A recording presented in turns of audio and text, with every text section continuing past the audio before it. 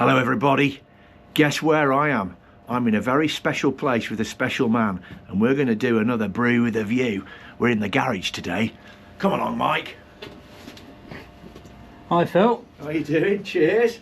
I've got the brew. You've got the brew. Yeah, have you got the view? I've got the view. Brilliant. We'll have a chat again. What are you going to talk about today then? How about Trial GP, World Championship Trials? Brilliant. That's exciting. I'm excited. Can I tell you I'm excited about that? Because being in Great Britain, I know the World Championship Trials are coming back this September, this September 2025, and I'm excited to go and watch. I think, and maybe make some films as well. Yeah, it should be good. I've never been to that particular venue, but I've seen some videos of it, and it looks as though it's going to be pretty good.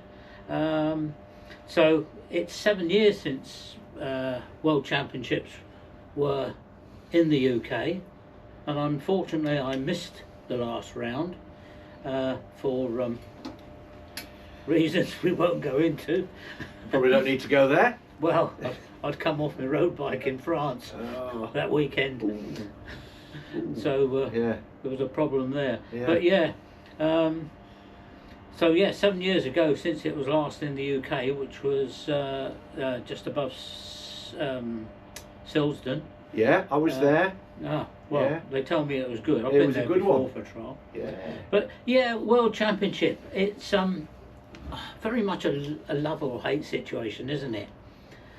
I've been to quite a number of World Championship events, not going to pretend that I've been to a huge number, but I've been to a significant number, certainly in the UK, and a few abroad. It's very successful for British riders at the current time, because if you think about it, 3 of the world champions from effectively 4 championships are all British riders at the moment, because you've got Emma Bristow, who's the current ladies world champion. Fantastic. 10 years, 10 Brilliant. times. What a champion. Fantastic, lovely lady. Yeah. A fantastic effort, and of course she hasn't just gone and won 10 world championships. Well, she has, but she didn't go and win the first one, so I think she had 3 years prior to that riding, so that's 13 years of riding the World Series. Yeah. And the commitment to do that is massive. Yeah.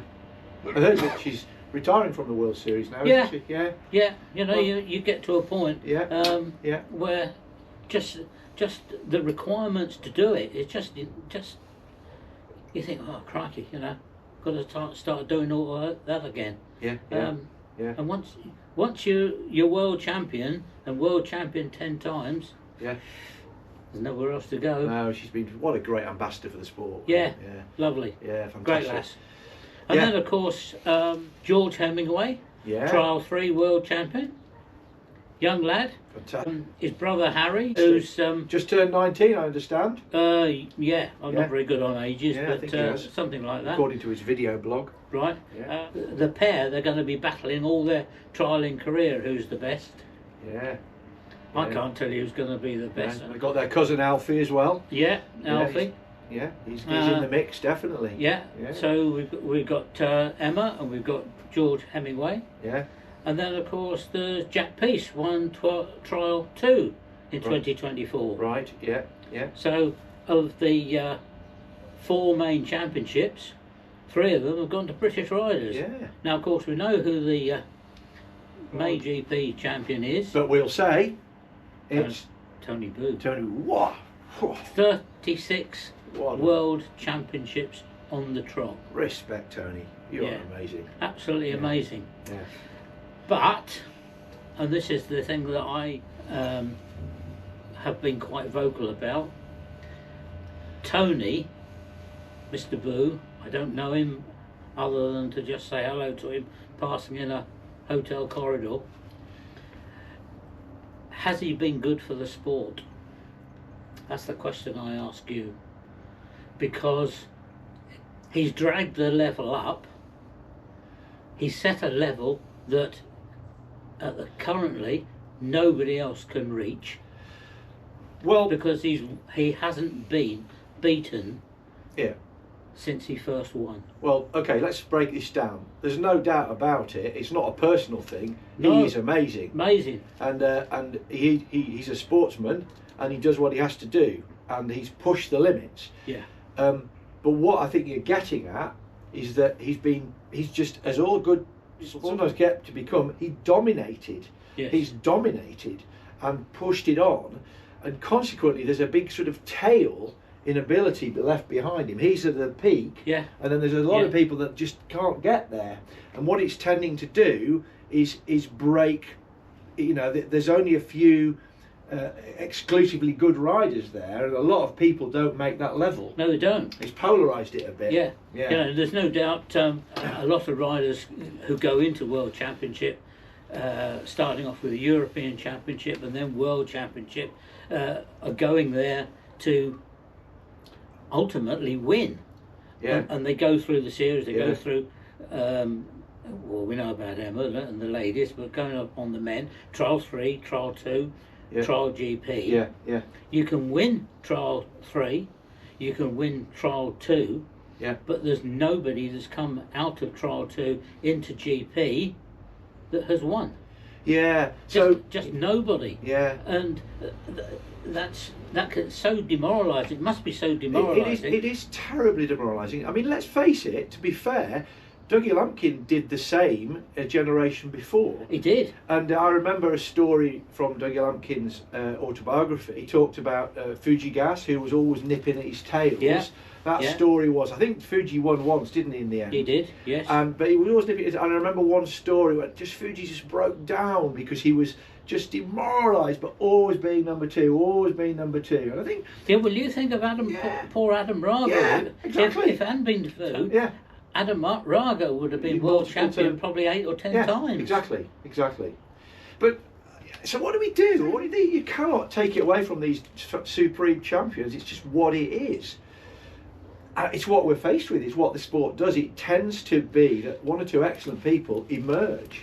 Yeah. Now, isn't one of the problems of when you're as good as Toni Bou? Yeah. Fantastic.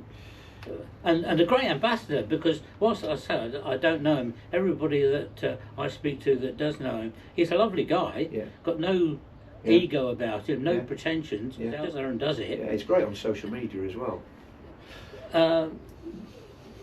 But his organisers are putting on sections that he can do and so many of the others can't, and it's one of the few aspects of motorcycle sport which people can't do. But doesn't that happen in all trials? Yes, when you know that's all trials. Locally that happens. You know that person X is going to show up. Yes. That gives the organisers a dilemma. Yeah, but it's not like road racing, is it? I can go and get on one on a race bike. Yeah. And I can ride around Donington Park or Silverstone or Alton Park. Yeah. I can't win, but I can go and physically do it. I can go and ride around a motocross track and physically do it. That's the nature of trials. I cannot do, and most of the people in the sport cannot go to a world championship event and do anything other than go through the beginner's guard. Oh, this is good. Yeah, but absolutely, 100% understand what you're saying. The problem is, I get it. So what do you do about it? And I tell you, what I just wanted to say, I listened once to a great podcast that the chap from Trials Australia did, talking to Bernie Schreiber. And Bernie has some great views. He has some great views about the Trials era that he came through. And there's basically go and check out the Trials Australia podcast. It's on Spotify, all those platforms. Great view with Bernie Schreiber talking about trials and it's a reflection on that. The thing is, if you did back the sections off, what's the solution, Mike? Because then no, would the same person still win? Would it be too easy for Tony? He would be clean all day. Well, quite possibly, yes. So how do you then? I've thought about this for years, and you know, I'm no better than anybody else thinking about it, but I just cannot think of an answer other than to say, absolutely great, Tony, but when you retire, it'll... But somebody else will emerge. Well, yes, but will the person that emerges have the same level of dominance? My argument, or my reasoning, is that no, they won't. That the next bloke that's likely to come through, which is Jaime Busto, Yeah. and Gabriele Marcelli, Yeah. They are consistently in second and third and fourth, but Busto can equally be second or sixth. Yeah. Okay, so he's a bit more inconsistent. More inconsistency. Marcelli is the same.